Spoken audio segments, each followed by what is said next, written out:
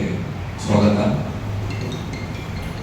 ನಾವು ಇವತ್ತು ಜೆಡಿಎಸ್ ಪಕ್ಷದ ವತಿಯಿಂದ ಪತ್ರಿಕಾಗೋಷ್ಠಿಗೆ ಕರೆಯಲಿಕ್ಕೆ ಕಾರಣ, ಕಳೆದ 2 ದಿನಗಳ ಹಿಂದೆ ನಿಮ್ಮ ಈ ಪತ್ರಿಕಾಗೋಷ್ಠಿಯಲ್ಲಿ ಜಗದೀಶ್ ಪಾಕ್ಟಾಳ್ ನಮ್ಮ ನಾಯಕರಾದ ಆನಂದ ಸ್ಫಟಿಕರ ಬಗ್ಗೆ ಇಲ್ಲಸಲ್ಲದ ಆರೋಪಗಳನ್ನು ಮಾಡಿದ್ದಾರೆ. ಮತ್ತೆ ಆನಂದ್ ಅವರು ಭ್ರಷ್ಟಾಚಾರದ ಬಗ್ಗೆ ತಮಗೆ ಸಾಕ್ಷಿ ಕೊಟ್ಟಲ್ಲಿ ನಾನು ರಾಜಕೀಯ ಸನ್ಯಾಸವನ್ನ ಪಡೆಯುತ್ತೇನೆ ಅಂತಿದ್ದಾರೆ. ಅದಕ್ಕೆ ನಮಗೂ ಜೆಡಿಎಸ್ ಪಕ್ಷದಿಂದ ನಾವು ಅವರನ್ನ ಸ್ವಾಗತಿಸ್ತೇವೆ. ಕಾರಣ ನಿಮ್ಮ ಮುಂದೆ ಏನು ನಾನು ಬಯಸ್ತಾ ಇದ್ದೇನೆ, 2023ರಲ್ಲಿ ಅವರದೇ ಕ್ಷೇತ್ರವಾದ ಅಂಕೋಲಾದಲ್ಲಿ ಅವರ ಬೂತ್ನಲ್ಲಿ ಒಟ್ಟು 623 ಮತದಾರರಿದ್ದಾರೆ.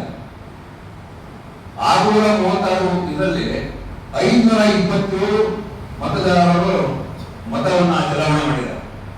ಅದರಲ್ಲಿ ಅವರು ರೂಪಾಲಿಯವರಿಗೆ 228, ಅದೇ ಕಾಂಗ್ರೆಸ್ ಪಕ್ಷದ ಸತೀಶ್ ಅವರಿಗೆ 245 ವೋಟ್ ಬಿದ್ದಿದೆ. ಇದು ಹೇಗಾಗ್ತದೆ?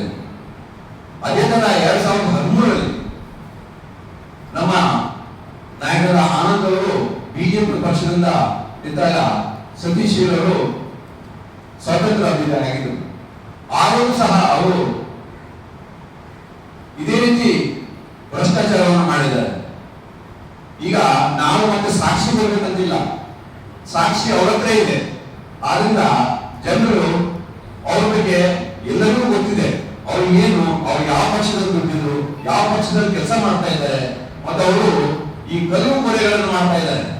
ಅದರಲ್ಲಿ ಅವ್ರ ಮೇಲೆ ಏನಾದರೂ ಕ್ರಮ ಆದಾಗ ಅವರಿಗೆ ಏನು ಜಾಮೀನು ಕೊಡ್ಲಿಕ್ಕೆ ಯಾರು ಬೇಕಾಗಿದ್ರು, ಏನ್ ಮಾಡಿದ್ರು, ಅದ್ರ ಬಗ್ಗೆ ಸಾಕ್ಷಿ ಕೊಡ್ಲಿಕ್ಕೆ ನಾವಿದ್ದೇವೆ. ಯಾಕಂದ್ರೆ ನಮ್ಮ ಆನಂದ್ ಬಗ್ಗೆ ಮಾತಾಡ್ಲಿಕ್ಕೆ ಅವರಿಗೆ ಯಾವುದು ಯೋಗ್ಯತೆ ಇಲ್ಲ. ಅದೇ ರೀತಿ ನಾವು ಇನ್ನೊಂದಂದ್ರೆ ಮತ್ತೊಂದು ಹೇಳಿದ್ದಾರೆ, ಆನಂದ್ ಅವರು ಎಲ್ಲೂ ಸಕ್ರಿಯವಾಗಿಲ್ಲ. ಎಲ್ಲಿ ಸಕ್ರಿಯವಾಗಿಲ್ಲ, ಯಾರನ್ನು ಎಲ್ಲಿ ಸಿಗ್ತಾ ಇಲ್ಲ, ಯಾರಿಗೂ ಸಿಗುವುದಿಲ್ಲ ಅಂತ ಹೇಳಿದ್ರೆ ಅವರು ತಮ್ಮ ಇಡೀ ಅಂದ್ರೆ ಶೆಡ್ಯೂಲ್ ನಲ್ಲಿ, ಬಿಸಿ ಶೆಡ್ಯೂಲ್ ನಲ್ಲಿ ಅವರು ತಮ್ಮ ಕೆಲಸವನ್ನ ಪ್ರತಿಯೊಂದು ಇಲ್ಲಿ ಬಂದ ಕಾರವಾರ ಬಂದಂತ ಪ್ರತಿಯೊಂದು ಸಮಾಜದ ಮುಖಂಡರ ಜೊತೆಗೆ ಬಂದು ತಮ್ಮ ವಿಚಾರ ವಿನಿಮಯಗಳನ್ನ ಹೇಳ್ತಾ, ಅದೇ ರೀತಿ ಬಂದಂತ ಯುವಕರಿಗೆ, ಅದೇ ರೀತಿ ಯುವಕರಿಗೆ ಹಾಗೂ ಮುಖಂಡರಿಗೆ ಏನು ಅವರಿಂದ ಸಹಾಯ ಆಗಬೇಕು, ಏನು ಅವರಿಗೆ ತೊಂದರೆ ಇದೆ ಅದನ್ನ ಬಗೆಹರಿಸಿಕೊಂಡು ಹೋಗ್ತಾ ಇದ್ದಾರೆ. ಆದ್ರೆ ಅವರು ತಮ್ಮ ಈ ಕಾರ್ಯವನ್ನ ಎಲ್ಲಿ ಪತ್ರಿಕಾಗಲಿ ಎಲ್ಲ ವಾಟ್ಸ್ಆಪ್ ಗ್ರೂಪ್ ನಲ್ಲಿ ಹಾಕೊಂಡು ಪ್ರಚಾರ ಮಾಡ್ಕೊಂಡು ಕೂತ್ಕೊಳ್ಳಿಲ್ಲ. ಆದ್ರಿಂದ ಅವ್ರಿಗೆ ಏನಾಗ್ತದೆ ಅಷ್ಟು ಕೆಲಸ ಮಾಡ್ತಾ ಇದ್ದಾರೆ. ಮನೆಯಲ್ಲಿ ಬಂದವರಿಗೆ ಅವರು ಸ್ವಾಗತಿಸಿ ಅವ್ರಿಗೆ ಏನ್ ಕೆಲಸ ಆಗ್ಬೇಕು ಆ ಕೆಲಸನ ಮಾಡ್ತಾ ಇದ್ದಾರೆ. ಎಲ್ಲೂ ಅವರು ತಮ್ಮ ಪ್ರಚಾರ ಆಗಬೇಕು, ತನ್ನ ಫೋಟೋ ಹೊಡ್ಕೊಂಡು ಅಲ್ಲಿ ಹೋಗ್ಬೇಕು, ಇಲ್ಲಿ ಹೋಗ್ಬೇಕು ಅನ್ನುವಂತ ಅವಶ್ಯಕತೆ ಅವರಿಗೆ ಇಲ್ಲ. ಯಾಕಂದ್ರೆ ಇವರು ಮೊಕ್ಕ ಅವರಿಗೆ ಹೇಳಿದ್ದಾರೆ, ಅವರಿಗೆ ಜೆಡಿಎಸ್ ನಲ್ಲೂ ಅಸ್ತಿತ್ವ ಇಲ್ಲ, ಬಿಜೆಪಿ ಅವರು ಟಿಕೆಟ್, ಬಿಜೆಪಿ ಟಿಕೆಟ್ ಕೇಳೇ ಇಲ್ಲಲ್ಲ ಆನಂದ್ ಅವರು.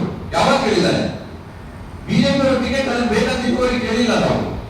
ಆದ್ರೆ ನಾನೇ ಹೇಳ್ತಾ ಇದ್ದೇನೆ, ಬಿಜೆಪಿ ಅವರು ಟಿಕೆಟ್ ಕೊಡುವುದಾದ್ರೆ ಕಾರವಾರದ ಮತದಾರರು, ಅಂಕೋಲದ ಮತದಾರರು, ಅದೇ ರೀತಿ RSS ನ ಮುಖಂಡರ ಒಂದು ನಮಗೆ ಕ್ರೀಡೆಯಿಂದ ಎಲ್ಲಿ ಸೀಟ್ ಸಿಗ್ಬೇಕು ಆ ಸೀಟ್ ಸಿಕ್ಕರೆ ನಾವು ತಗೊಳ್ತೇವೆ, ಇಲ್ಲಾಂದ್ರೆ ನಮ್ಗೆ ಅದೇ ಸೀಟ್ ಬೇಕಾದ್ರೆ ಅವ್ರು ಸೀಟ್ ತಗೊಳ್ಳಿ.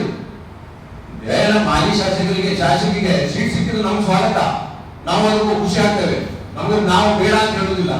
ಆದ್ರೆ ಸರಿಯಾದ, ಯಾಕಂದ್ರೆ ನೀವು ಇಲ್ಲ ಸಲ್ಲದ ಆರೋಪಗಳನ್ನ ಇಲ್ಲಿ ಮಾಡ್ತಾ ಇದ್ರೆ ನಿಮ್ಮ ಏನ್ ಕಾರ್ಯಗಳಿದೆ ಆ ಕಾರ್ಯ ಮಾಡಿ. ಯಾಕಂದ್ರೆ ವ್ಯಕ್ತಿ ಬಗ್ಗೆ ನೀವು ಬಂದುಕೊಂಡು ಅವ್ರು ಅಲ್ಲಿಲ್ಲ, ಅವ್ರು ಇಲ್ಲಿ ಸಿಕ್ಕಿಲ್ಲ ಅನ್ನೋದು ಹೇಳುದು ಇದು ತಪ್ಪು ಮಾಡ್ತಾ ಇದ್ದಾರೆ. ಆದ್ರೆ ಇದೇ ತರ ಅವ್ರು ಮಾಡ್ತಾ ಇದ್ರೆ ನಾವು ಅವ್ರ ಬಗ್ಗೆ ಕ್ರಮ ಕೊಡ್ಬೇಕಾಗ್ತದೆ. ಯಾಕಂದ್ರೆ ನಾವು ಮುಂದೆ ಹೋಗ್ಬೇಕಾಗ್ತದೆ. ಯಾಕಂದ್ರೆ ನಾವು ವ್ಯಕ್ತಿತ್ವ ಬಗ್ಗೆ ನಾವು ಯಾರಿಗೂ ಮಾತಾಡಿಲ್ಲ, ಏನು ಅದು ಅವಶ್ಯಕತೆ ನಮಗೆ ಇಲ್ಲ. ಆದ್ರಿಂದ ಅವರು ಆದಷ್ಟು ವಿಚಾರ ಮಾಡಿ ಮಾತಾಡಬೇಕಾಗಿ ನಾನು ನಿಮ್ಮ ಪತ್ರಿಕಾ ಮೂಲಕ ಅವರಲ್ಲಿ ಕೇಳ್ಕೊಳ್ತಾ ಇದ್ದೇನೆ. ಅದೇ ರೀತಿ